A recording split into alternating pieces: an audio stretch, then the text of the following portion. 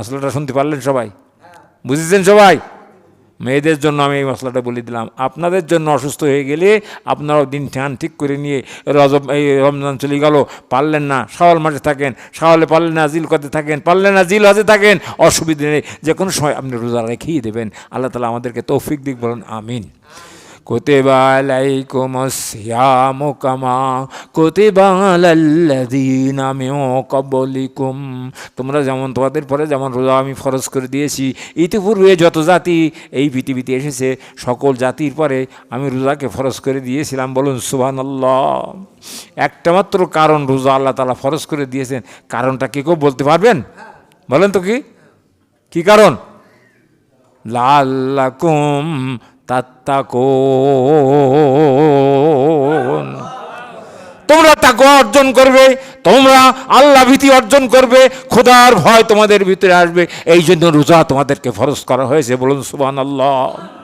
শুধু আমাদের পরে কি ফরজ ছিল? যদি রোজা রাখলে মানুষ মারা যায়, রোজা রাখলে যদি অজ্ঞান হয়ে পড়ে যায়, রোজা রাখলে যদি স্ট্রোক করে, তাহলে কি আল্লাহ রোজা দিতেন? শুধু আমাদের রোজা দেন নাই, হযরত আদম আলাইহিস সালাম থেকে নিয়ে যত পয়গম্বর পৃথিবীতে এসেছেন সব পয়গম্বরের উপরে, সব উম্মতের উপরে আল্লাহ তাআলা রোজাকে ফরজ করে দিয়েছেন, বলুন সুবহানাল্লাহ। আমি আপনাদের সামনে হযরত আদম আলাইহিস সালামের কথা বলবো। তারপরে আল্লাহ তাআলা রোজা ফরজ করেছিলেন, দীর্ঘ 350 বছর তিনি রোজা রেখেছিলেন। কদিন? আমরা কদিন রাখি? 30 দিন, 29 দিন, 1 মাস। আমাকে দিনের কোনো ঠিক নেই, মাসের ঠিক আছে। শাহরুর রমাদান, তোমরা রমজান মাসে রোজা রাখবে, সেটা 30 হতে পারে, 29 হতে পারে। আল্লাহর কাছে দোয়া করার জন্য 30 হয়ে যায়। কী বলেন? 30 হলে আমাদের লোকসান আছে কিছু? কষ্ট হবে একটু বেশি নাকি? একদিন আগে ইফতারি করতে পারবো, ঈদ করতে পারবো, খুশি হবে বেশি না। একদিন দেরি করেন, কবরবাসী আল্লাহর দোয়া করছি, সাহা আজকে যেমন শান্তিতে আসি, যদি আরেকদিন বেড়ে যায় আমাদের শান্তি আরও বেশি হয়ে যাবে, বলুন সুবহানাল্লাহ। তাহলে হযরত আদম আলাইহিস সালাম কতদিন রোজা ছিলেন? 350 বছর। কত বছর? হযরত আদম পৃথিবীতে আগমনের দিনে তিনি তওবার দিন রোজা রাখার ও তার তওবার দিন রোজা রাখার বিধান চালু হয়।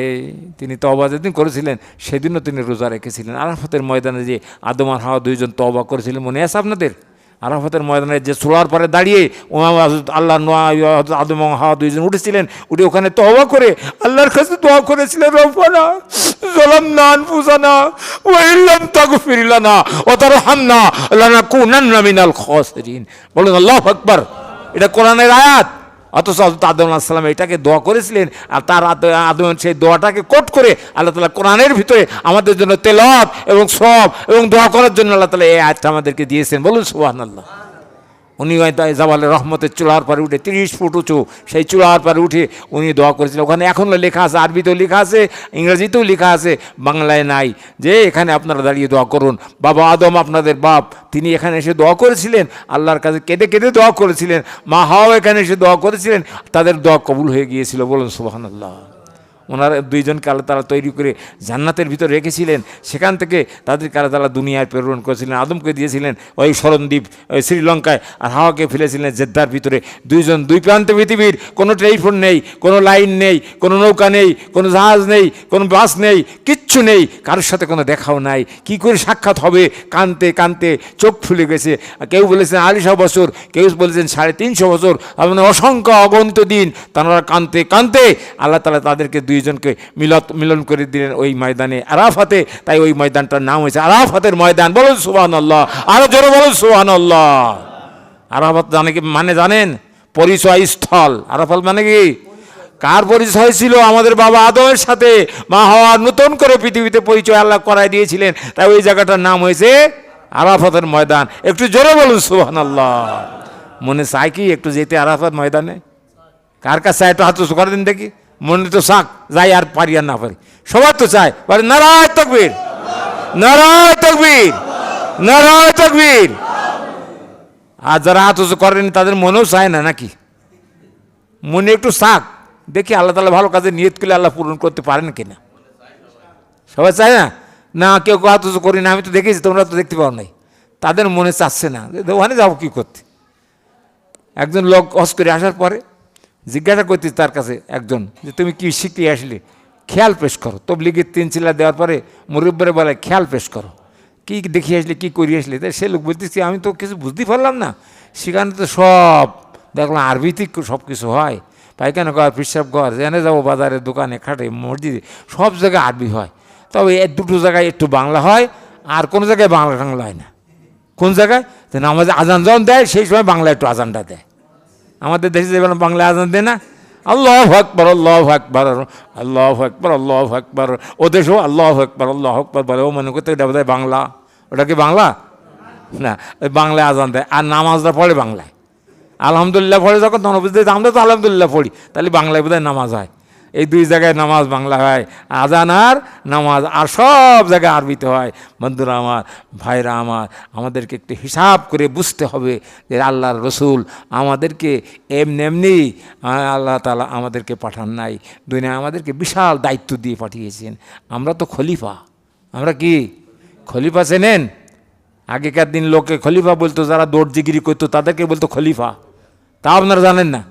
আমি জানি কেরম করে, আপনারা জানেন না কেন? খলিফা বলতো তাদেরকে। খলিফা মানে দর্জি, দর্জি। আর আল্লাহ বলছেন খলিফা, ইন্নী জাইলুন ফিল আরদি খলিফা, নিশ্চয় আমি খলিফা হিসাবেই, নিশ্চয় আমি খলিফা হিসাবেই তো তোমাদেরকে পাঠিয়েছি। ইন্নী জাইলুন, আমি এদিক তাকাবেন, এদিক তাকান, ইন্নী জাইলুন ফিল আরদি খলিফা, এই পৃথিবীতে আমি তোমাদেরকে খলিফা বানিয়ে দিয়েছি। খলিফা মানে হলো প্রতিনিধি, ইংরেজিতে বলে রিপ্রেজেন্টেটিভ। আল্লাহর কাজগুলো এই লোকটা করবে। গভর্নমেন্ট এখানে আসতে পারে না খাজনা আদায় করার জন্য, তাই গভর্নমেন্ট প্রতিনিধি বানিয়েছে নায়েবদেরকে। আমরা নায়েবের কাছে খাজনা দেই, সরকার পেয়েই যায়। এটা নায়েব হলো সরকারের প্রতিনিধি, আমরা হলাম আল্লাহর নায়েব, আল্লাহর প্রতিনিধি। আল্লাহর কাজগুলো আমাদেরকে করতে হবে, বলুন আলহামদুলিল্লাহ। যা হযরত আদম আলাইহিস সালামকে আল্লাহ তাআলা দুনিয়ায় পাঠিয়ে দিলেন, পাঠানোর পরে তারা 2জন বেহেশতের ভিতরে ছিলেন। দুনিয়ায় এসে কান্নাকাটা করতে করতে আবার তাদেরকে আল্লাহ তাআলা মিলিত করে দিলেন, মাফ করে দিলেন। একটা দোয়া পড়েছিলেন, দোয়াটা আমি আপনাদের সামনে পড়েছি, সবাই পড়েন। রব্বানা যালামনা আনফুসানা ওয়া ইল্লাম তাগফির লানা ওয়া তারহামনা লানাকুনান্না মিনাল খাসিরিন। এর অর্থ জানেন? রব্বানা, হে আমাদের প্রভু, যালামনা, আমরা জুলুম করেছি, আনফুসানা, আমাদের নিজের পরে, নিজের নফসের পরে, আত্মার পরে আমরা জুলুম করে ফেলেছি। তুমি নিষেধ করেছিল এই গাছের কাছেও যেও না, আমরা 2জন তাই করে ফেলেছি। আল্লাহ, আমরা তো ভুল করেছি। আর আমার কাছে যদি জিজ্ঞাসা করে এই কাজ তুই করেছিস, না না, আল্লাহ বিল্লাহ তাল্লাহ, আমি না, আমি না, আমি না। 1000 বার জিজ্ঞাসা করলো, সত্য স্বীকার করে না। এমরাতে গামেদা বলে একজন মহিলা ছিল। গামেদা গোত্রের একজন মহিলা আল্লাহ নবীর কাছে এসে হাজির। এসে বলছেন, ইয়া রাসূলুল্লাহ, হে আপনি আমাকে হদ প্রয়োগ করুন, ইসলামের শাস্তি প্রয়োগ করুন, আমি জেনা করেছি। সে মেয়ে লোকটা এসে বলতেছে যে আমি জেনা করে ফেলেছি। হুজুর, আপনি জেনার যে শাস্তি আপনি আমাকে প্রয়োগ করুন। জেনার শাস্তি হলো এই রজম মারতে হয়, বুক পর্যন্ত মেয়েদের পুঁতি ফেলে, তারপরে চতুর্দিকে লোক দাঁড়াবে, পাথর নিয়ে, পাথর মেরে মেরে যতক্ষণ না মরবে ততক্ষণ পাথর মারতেই থাকতে হবে। এটার নাম হলো রজম করা। এই একটা রজম যদি এই জেনার জন্য আমাদের কবিলমনি স্কুলে মাঠে দেওয়া হয়, এই ইউনিয়ন কারো কবিলমনি প্যাকেজে দেওয়া হয়, তা সারা থানার ভিতর কেউ আর জেনার কাছেও যাবে না। পুরে পরে কি মৃত্যু। এই মহিলাটা হলো এমরাতে গামেদা। আরব দেশের গামেদা নামে একটা গোত্র ছিল, সেই গোত্রের একজন প্রভাবশালী মহিলা। ইনি নবীর কাছে বলছে, হুজুর আমাকে একটু শাস্তি প্রয়োগ করুন। বলে, কি শাস্তি? বলে, আমি জেনা করেছি। রাসূল মুখ ফেরাই নিলেন। তোমার সাক্ষী আছে? 4 জন সাক্ষী লাগবে। হুজুর, সাক্ষী কী করবেন? আমি তো নিজে বলছি। আরও সাক্ষী নেবেন? আমার পেটে বাচ্চা আছে, এই দেখেন আমার পেট উঁচু হয়ে গেছে, পেটে বাচ্চা আছে। এর থেকে আর জ্বলন্ত সাক্ষী আমি কী দেবো? আমাকে শাস্তি দেন, আমাকে রজম দিয়ে দেন, দুনিয়ার থেকে আমার শাস্তি হয়ে যাক, আখেরাতে আমার জন্য কোনো শাস্তি না হয়। বলুন সুবহানাল্লাহ। দুনিয়ার শাস্তিটাকে কোনো শাস্তি মনে হয় না, কিন্তু আখেরাতের শাস্তি হলো সব থেকে বড় শাস্তি। সেখানে আমার কেউ শাফাআত করবে না, আমার জন্য কেউ শাফাআত, কিন্তু দুনিয়াতে শাস্তি হয়ে যায়, আপনি আমার জন্য আখেরাতে শাফাআত করে আমাকে জান্নাত দিয়ে দেবেন। হুজুর, আমাকে শাস্তি দিয়ে দিন। রাসূল বলেন, যাও, ফিরে যাও, ফিরে যাও, বাড়ি চলে যাও। তোমার এই বাচ্চা যখন ডেলিভারি হবে তারই পরে আসবা। কারণ বাচ্চা তখন অন্যায় করে নাই, তুমি অন্যায় করতে পারো। বাচ্চা তখন অন্যায় করে নাই, ওকে মারবো কেন? তোমাকে মারতে পারি, বাচ্চাকে মারা যাবে না। চলে যাও, এটা হলো ইসলামের ফয়সালা। বলুন আলহামদুলিল্লাহ। কার ফয়সালা? ইসলামের ফয়সালা। কোরআনের ফয়সালা, নবীর ফয়সালা আমরা মানবো না মানবো না? মানবো। এরপরে লোকটা চলে গেল, মহিলা চলে গেল বাড়িতে। রসুল পিছনে পিছনে সিআইডি পাঠাই দিলেন, না পুলিশ পাঠালেন? কিচ্ছু না, সিআইডিও না, পুলিশও না, কিচ্ছু না। বলে দেখি কি করে।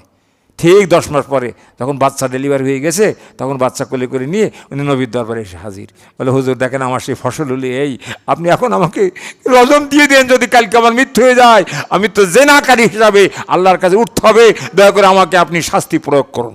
ভাইরা আমার কথাগুলোকে বুঝতে পারছেন? সবাই বুঝতে পারতেছেন না নাকি? বুঝছেন সবাই?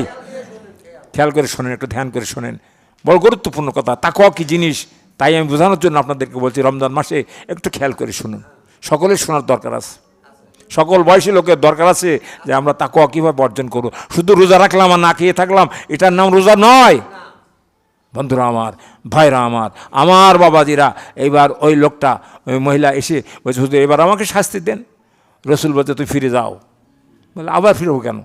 বলে তোমার বাচ্চার হক আছে, তোমার কাছ থেকে সালাসুনা শাহরান, আমাদের মাঝাম্মতে 2.5 বছর, কোনো মাঝাম্মতে 2 বছর দুধ পান করার হক আছে। তার হক নষ্ট করা যাবে না, তাকে দুধ পান করায় বড় করো, তারপরে তোমাকে শাস্তি দেওয়া হবে। উনি কাঁদতে কাঁদতে আবার ফিরে গেলেন, আবার কাঁদতে কাঁদতে ফিরে গেলেন বাড়িতে।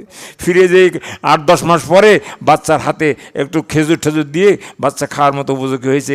এসে বলছেন, তাই এবার এসে বলছে দেখেন আমার বাচ্চা তো খাওয়ার উপযোগী হয়ে গেছে, এখন আর দুধ পান করে না, এই খেজুর ঠেজুর খেয়ে সে বেঁচে থাকতে পারবে, তো দয়া করে এক্ষুনি আমার শাস্তিটা প্রয়োগ করুন। বলেন সুবহানাল্লাহ।